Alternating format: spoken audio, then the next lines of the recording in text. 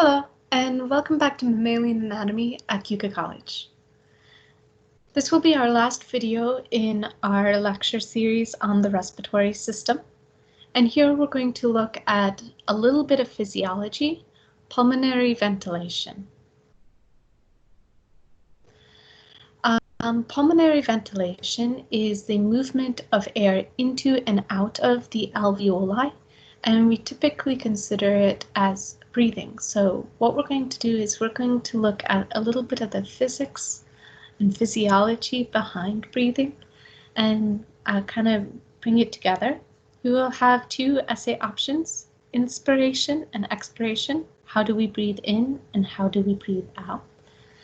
In this video, we're just going to do kind of like a brief introduction into ventilation. In vertebrate physiology, we'll go into much more detail and possibly into some calculations. As I said before, pulmonary ventilation is a physical movement of air into and out of the lungs, more specifically the alveoli. And this is going to deliver oxygen to the alveoli, and it's going to remove carbon dioxide away. Remember, the body needs oxygen within its mitochondria to make ATP energy, and it's going to act as the final electron acceptor within the electron transport chain. Carbon dioxide is actually produced as a byproduct of making energy. We're going to take those organic molecules such as glucose and break them down into carbon dioxide. And as we do that, we harvest the energy and electrons that are within those molecules. All right, so we have to get rid of that extra carbon dioxide because, as we'll learn in vertebrate physiology, carbon dioxide is closely linked to pH. And if we have too much carbon dioxide, our blood will become too acidic. If our blood has too little carbon dioxide, our blood will become basic. And so it's important to tightly regulate the level of carbon dioxide so that we can indirectly control the pH level of the blood. But more on that next year.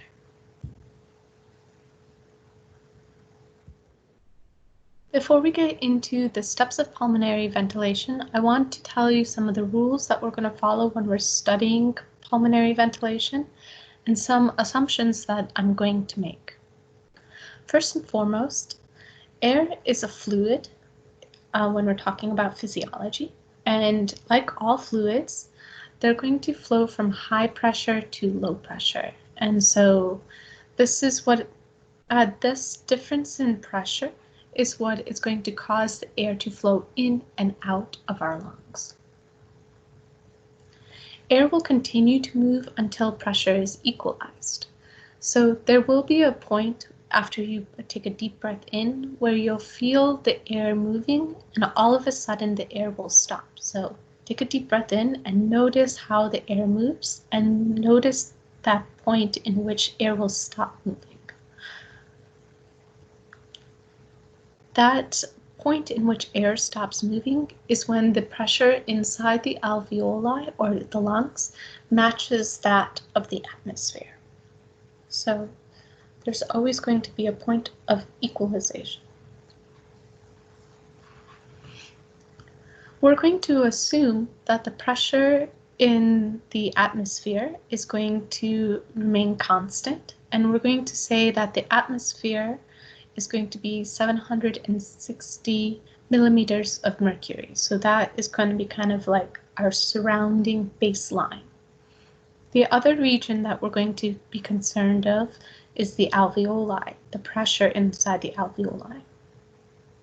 The pressure in the alveoli will increase and decrease, and therefore at some time the pressure will be higher than that of the atmosphere, or it can be lower than the pressure that of the atmosphere. So it's really important for us to be able to compare those two pressures because it will determine the direction in which the air is going to flow. Our body does not have the ability to regulate pressure directly. So we can't say, okay, you're going to have higher pressure, you're going to have lower pressure. Rather, we're going to regulate it indirectly by changing our body's volume. Or we can control, even though we can't control the pressure directly in our thoracic cavity, we can control the volume. So the volume can go up or down. And so, and the reason why we can control pressure indirectly using volume is because there's a relationship between pressure and volume called Boyle's law. We're going to learn about Boyle's law and give a kind of example of it, and we'll be able to apply it to when we are talking about ventilation and when we're talking about breathing. So I'm not going to test you on these specific rules, but if you have a firm understanding of these rules and you can apply them when you're talking about inspiration, breathing in, or expiration, breathing out, you'll be able to logically explain what is going on in this process. Okay. So again, I did want to talk about a few pressures that are important to talk about. First is the atmospheric pressure. The atmospheric pressure is the pressure that's going to be outside of our body, and that's going to be one of the pressures that we are going to be using as a comparison. For our purposes, we're going to assume that atmospheric pressure is constant. It can vary, but for our purposes, we're assuming that it's constant. And we're going to assume that it's 760 millimeters of mercury. The other pressure is going to be the pressure within the alveoli. We can call this the intrapulmonary pressure or the intraalveolar pressure. So, but for our lecture, I'm just going to say pressure inside the alveoli to make it clear what I am talking about. So these are the two pressures that we are going to compare. The intrapulmonary pressure can be higher than 760 or lower than 760, and this will control the direction in which air will flow when we are breathing. Note, there's another pressure of interest called the intrapleural pressure. The intrapleural pressure is going to be the pressure within the intrapleural space. Remember, there is a membrane that is surrounding the lungs. This membrane is called the pleura, and there's a region of the pleura that's going to directly touch the lungs. We call that the visceral pleura. And then there's a region that is going to touch the thoracic wall. This is going to be the parietal pleura. The visceral pleura and parietal pleura are going to have a space in between, and that space is important. That will be the intrapleural space, and that space will have a negative pressure or a vacuum. And this negative pressure is essential because it physiologically links the chest and the lungs together. So why is there a negative space? That negative space is due to the fact that the lungs are going to have elastic fibers that are naturally going to want the lungs to collapse fully. And so the lungs naturally are going to be trying to draw itself away from the chest wall so that the elastic fibers can recoil the best that it can possibly do. Secondly, there's going to be elastic fibers in the chest wall. Also, the anatomy of the chest wall naturally want the chest to pop outwards. So if you're doing a open heart surgery and you cut into the chest will actually pop up a little bit as a result, because the elastic fibers in the chest wall can naturally recoil and kind of pull outwards. Because of this opposite direction of the elastic fibers of the lungs and the elastic fibers of the chest wall, the two structures are going to pull away from each other, creating a negative pressure. That negative pressure is essential because it physiologically links the two structures together. So as the chest wall is increasing in size, so is the lungs. As the chest wall is decreasing in volume or size, the lungs will do so as well. So it leads to that physiological leak.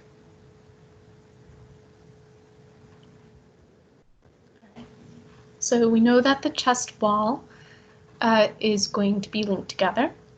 Let's learn about Boyle's law. Let's learn about how pressure and volume are related to each other. And so how can we use volume to indirectly change pressure? So Boyle's law says that pressure and volume are inversely related. So as pressure goes up, as volume goes up, pressure is going to go down. And as volume goes down, pressure is going to go up. And let's talk about kind of why this occurs. So essentially, let's first kind of try to understand what is pressure. Pressure essentially is the force that these gas molecules or another substance has when it's pushing against its container and bumping against its container. So if you have a larger volume, there's going to be fewer bumping interactions against the container, so the pressure will be lower. However, if you have all the gases into a smaller container, there's going to be a lot more collisions in a given period of time, so the pressure will be higher. The way I like to think of it is our class is pretty small. We have only 10 people in our class. And so we have a pretty big classroom for the 10 of you guys and then me. So we have a lot of space.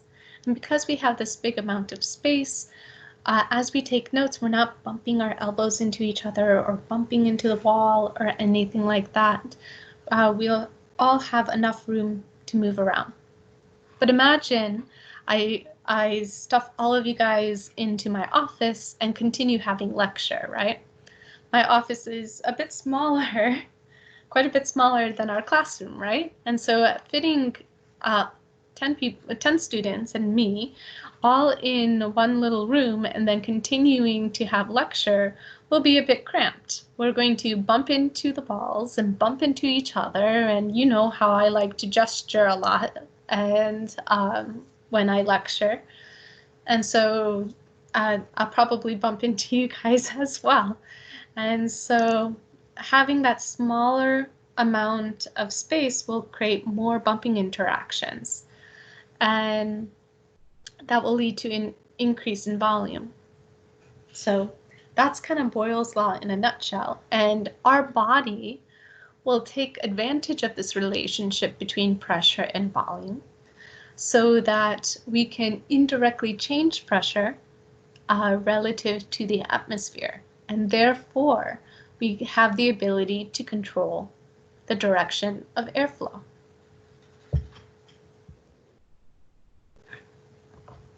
So if we're going to want to change the volume of the thoracic cavity and therefore indirectly change the pressure of the thoracic cavity, we're going to do that using muscle contractions. And so we're going to use a few different muscles when we're doing quiet respiration, meaning just regular kind of breathing. I'm going to focus on quiet respiration and just focus on quiet breathing in and out. There is more active breathing. That active breathing will utilize additional muscles to further change the volume of the thoracic cavity. And I don't want to go into that right now. So let's just focus on quiet breathing, just the breathing that you have on a regular basis. So we're going to change the volume of the thoracic cavity by contracting and relaxing muscles. And the primary muscle of inspiration is going to be the diaphragm. The diaphragm normally in its relaxed state is going to have a dome shape to it. And when it contracts, it's going to pull against the tendon that is within the diaphragm, and it's going to flatten the diaphragm, and it's going to flatten. And as it flattens, it's going to increase the volume of the thoracic cavity and therefore decrease the pressure of the thoracic cavity relative to the atmosphere. So when the diaphragm contracts, we're increasing the volume of the thoracic cavity, but decreasing the pressure. When the diaphragm relaxes, the diaphragm will return to its dome shape. And when it returns to its dome shape, the volume of the thoracic cavity will decrease and the pressure will increase relative to the atmosphere. So positioning the diaphragm will be essential to changing that volume and indirectly changing that pressure. So this diagram is trying to illustrate that. Here we have the lungs, and over here we have the diaphragm. The diaphragm has this dome shape, and when it contracts, that dome shape is going to flatten. And this will cause an increase in the volume of the thoracic cavity, and it will cause the pressure to decrease relative to the atmosphere.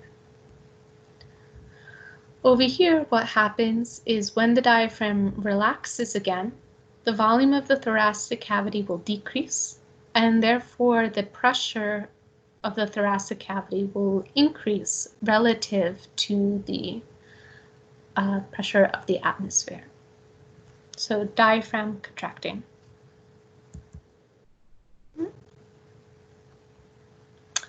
We also are going to have the external, this is supposed to say external intercostals. The external intercostals are going to play a role in changing the volume of the thoracic cavity as well. The external intercostals are going to have an origin where its origin is going to start on the inferior surface of the rib. And here it will insert into the superior surface of the lower rib. And as these muscles contract, the ribs are going to lift upwards. And as they lift upwards, they're going to increase the volume of the thoracic cavity and therefore decrease the thoracic cavity's pressure. As these muscles relax, the ribs are going to be laid back down. And the volume will decrease and the pressure will increase. So when we are breathing quietly, we're going to rely primarily on our diaphragm, but we are also going to rely on our external intercostal muscles as well.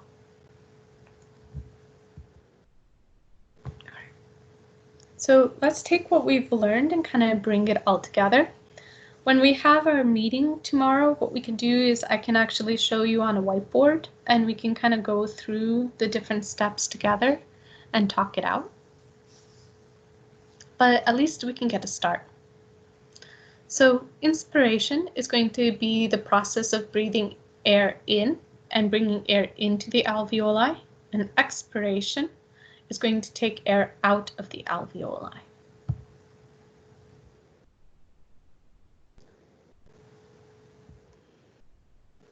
All right, so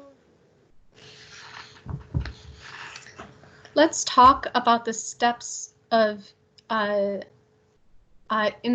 inspiration, or what do they call inhalation. So the first thing that's going to happen during inhalation is that the diaphragm is going to contract and the external intercostal muscles will also contract. As a result of this, the volume of the thoracic cavity is going to increase, and as a result, the volume of the lungs and the alveoli will also increase. As the volume of the alveoli increases, the pressure of the alveoli will decrease. And the pressure of the alveoli will actually be lower than that of the atmosphere. So it will be less than 760 millimeters of mercury. Because the pressure is higher in the atmosphere than it is in the alveoli, what will happen is air will naturally flow from an area of high pressure to low pressure. So it will travel from the atmosphere and to the alveoli. So it will flow into the alveoli. And the air will continue to flow until the pressure within the alveoli and the atmosphere equalizes, until it is the same. So that would be the steps of inhalation. So the diaphragm contracts, the volume of the alveoli increases, the pressure of the alveoli decreases relative to the atmosphere. The air will flow into the alveoli until the pressures equalize. Okay. So that's inhalation. And I did write out the steps for you if you are interested.